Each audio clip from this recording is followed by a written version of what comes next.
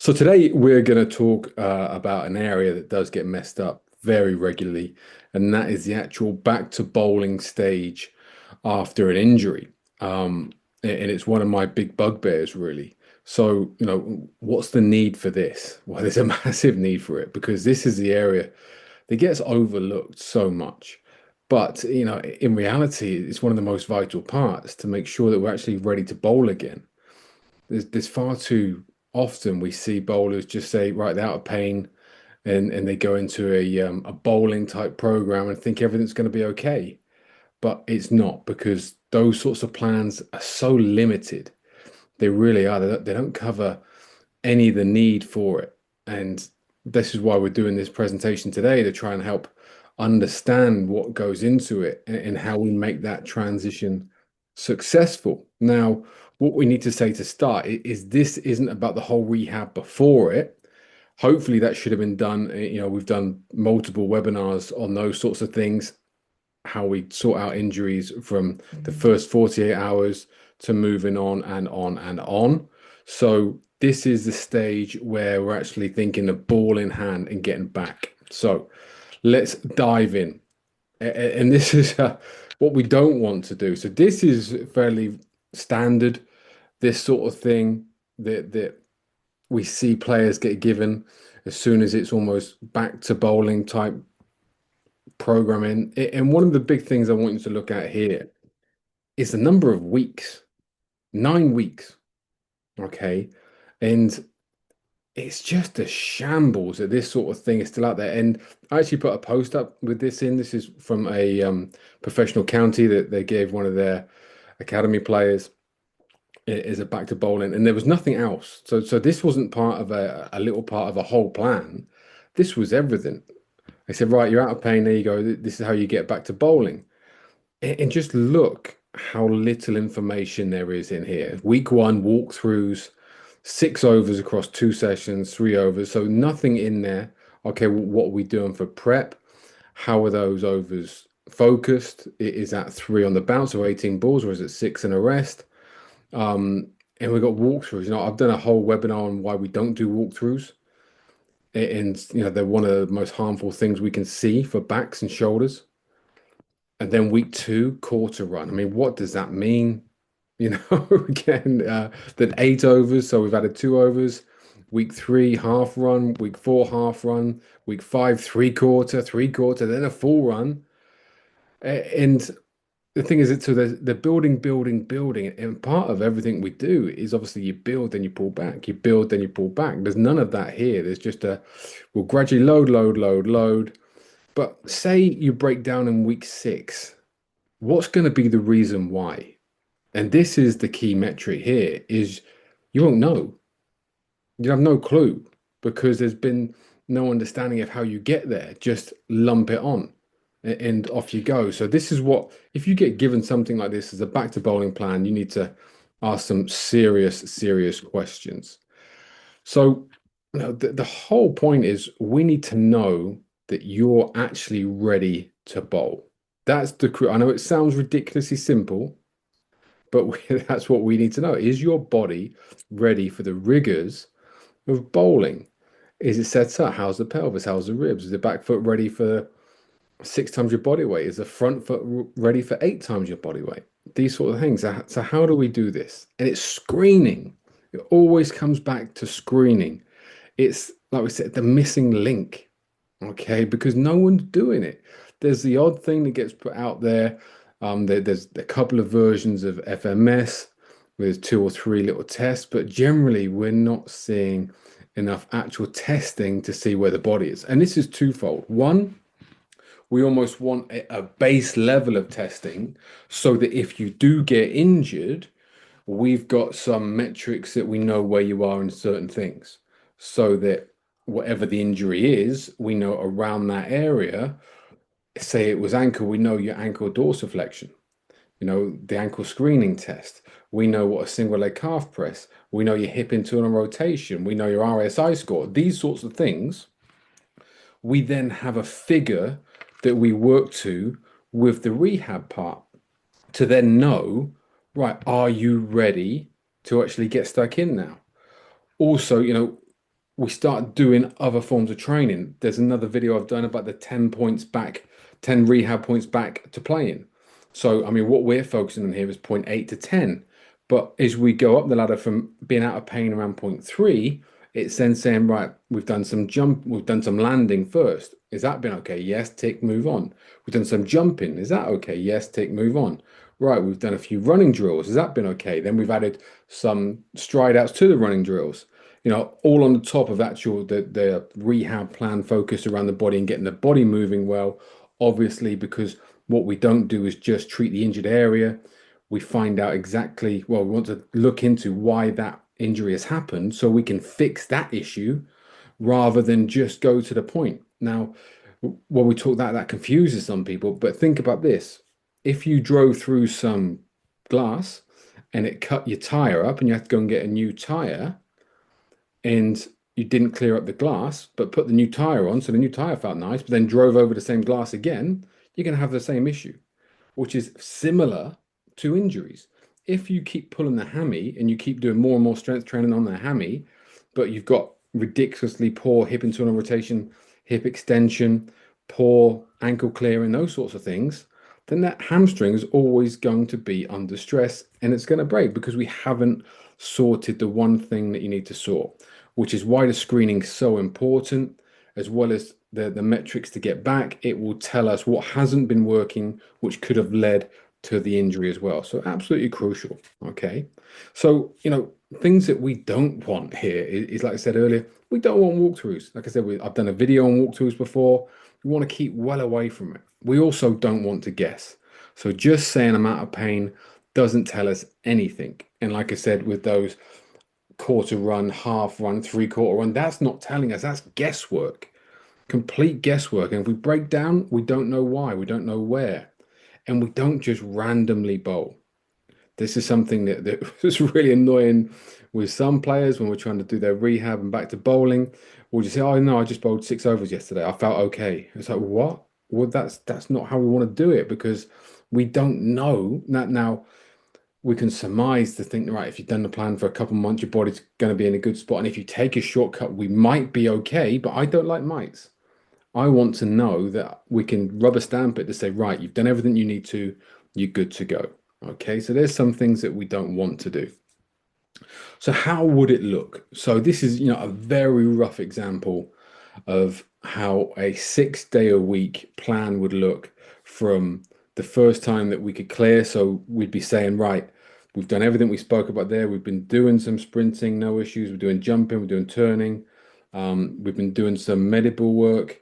Okay, right, we're happy now that we've done it at sufficient intensity and we've passed the retest markers in the screening that we can say, right, let's go. So the first thing I want you to look at here is this is a 4 week block. This is not a 9 week block. It doesn't need to be a 9 week block. That said, if something doesn't go right within this, it might take a bit longer. It might go a bit quicker. It all depends on how we pull up from all the sessions. So if I talk you through the first week, so we've got obviously Monday to Saturday.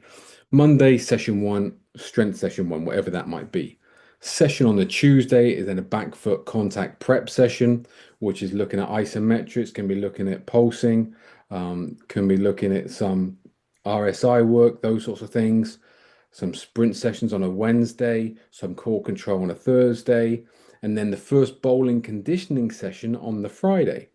Now we do that because the body would have already had a fair bit of work that week, so we want to introduce it whilst it's within the week. So we've done some decent work there. So the bowling conditioning, for anyone that doesn't know, is when we do the drills, as in maybe some isometric work, maybe some medicine ball work, positional work with actual bowling. And that bowling would be at least around 70% intensity. Okay, now we'd obviously do a proper warm up and everything like that, but the bowling part of it would be 70%. Now, run up wise can vary. We might be in the winter, so it's indoors. So everything I want the bowler to focus at then is just being really smooth and transitional with their run up through the crease. That's it. Okay. And then Saturday would be their second strength session, Sunday off. But each stage there would be saying, right, how are you? Okay, so back foot contact session. The reason the bowling conditioning session won't be to the Friday because I want to see what happens on the Wednesday and the Thursday. That's crucial. I might even leave the sprints out the first week. I'm not sure. It depends on the person. So then we'd say, right, if we recovered from that, okay, yeah, okay. So if we have recovered from that, fine. Then that bowling conditioning session can go ahead. Then we would check in again on the Saturday and the Sunday to make sure that we're okay to go again the next week. Then the only change for week two would be the back foot contact session would be gone, and then the bowling conditioning session would be in. So what we've seen here is the first week, the first bowling conditioning session, they typically look around about 6 overs. So that first week we've done 6 overs, but you almost don't feel that you're bowling because we're doing it within the session with the other drills. Then the next week we do two bowling conditioning sessions. That's the only change of that week. Again, we have the 2 days in between. Would we do the sprints? Again, depends on the person. But then we've gone up to 12 to 13 overs, which isn't a bad place to be. Okay. And now, if everything's right, and this would be very much depending on if someone's trying to get back for a particular game or something like that. If you were fine that week, maybe the next week, and there wasn't too many technical issues that we needed to solve, then the next week we'd change it again, have the two bowling conditioning sessions, but have that sandwich in the middle with a little net with some spot bowling.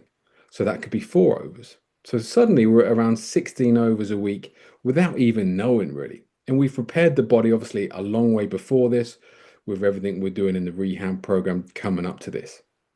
And then if that goes well, then what we do is just switch it around. So the week after that, whilst the training will remain the same as in strength one, strength two, core control, we then go two nets, one back foot bowling conditioning session.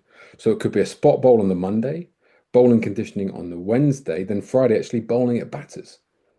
Then that Sunday again. So Sundays would always be the check-in day. How's the body feeling? How's it okay? Is it okay?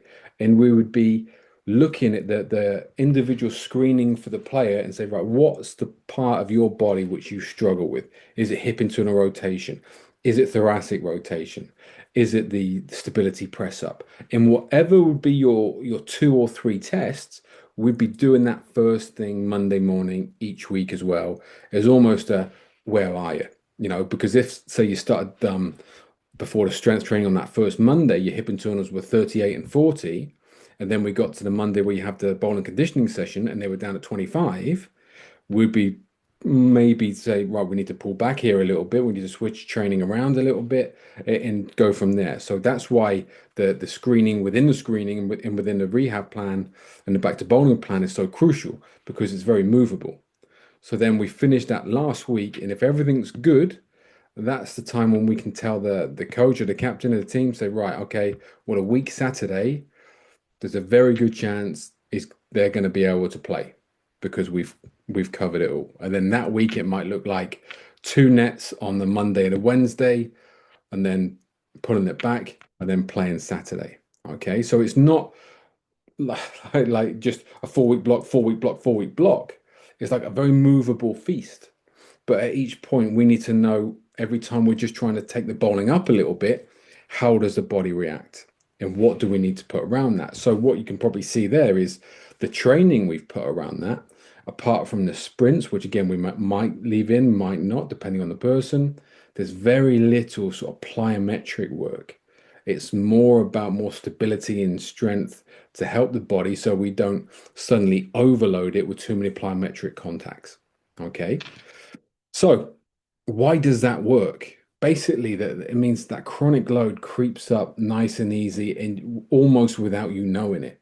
There's times when we're speaking to bowlers and when we've not gone through it in this sort of depth, they say to us, "Oh, I'm worried about getting my loads up." And we say, "Well, just look through this. You're already at 16 overs a week." And they're like, "Oh, okay." Because they almost only count the bowling they do in the nets. But because we're working at 70%, that point two, intensity's up so we're already there. We're already there. Then the crucial thing is talking about how we transition from the spot bowling to suddenly a batter going in without their head going. and the adrenaline go and start to running and lose the action because we're trying too hard. Remember, it's all about efficiency, flow and efficiency. That's what we want to see. And we're working technically at the same time with the bowling conditioning sessions because we're showing the body what we want to see in bowling all the time. So the whole thing is pretty seamless. One of my favorite sayings is get the big bang for your buck, and we're doing that all the time here. We're not wasting time. We're getting everything we need to in, and that is in a 4 to 5 week block. We can go from the first time your hands on the ball in a bowling type scenario to almost playing a game if everything goes smoothly. Okay, and it should go smoothly if we've done the right rehab, if we're measuring the right things and screening, and if you're putting the work in. Okay, so it is so much more than just, I feel okay, I'm going to have a little bowl. If we do it right, we do it once. If we don't do it right, then we're in that cycle of doing it again and again and again. Okay, so when we screen at the start, we can map the whole back to bowling program. And if someone comes on and they unfortunately pick up an injury and we've already got all their assessments, we're good to go because we know where they are. Okay, and we've got a starting point of where to get them back. So that's why the screening is just so crucial to everything we do. So the big takeaways from this, hopefully, make sure you screen. It's so vital. Don't just wait for an injury to screen. You do it all the time. Map out the whole plan. How is it going to look in a perfect world? And then have the ability to be able to move around that because, it's not always a perfect world. Listen to the body. This is one of the big things for me is be able to talk to the player. How's it feeling? What are you thinking? Those sorts of things. The intensity, crucial. No, like I said, we don't do walkthroughs. We need to be sure the body's ready to be bowling at 70%, and that comes in the rehab and the stages from being out of pain to just getting ready back to bowl. Intensity and be smart. Okay, that's the biggest thing. Don't get caught up in the whole cycle of injured, someone tells you to rest, just trying to get stronger, and then do that whole 9 week build up that we brought up at the start. That's going to get you pretty much nowhere fast, apart from a lot of frustration. Okay, so hopefully some points there that are going to really help. And as ever, if you've got questions, then we're always here to help answer.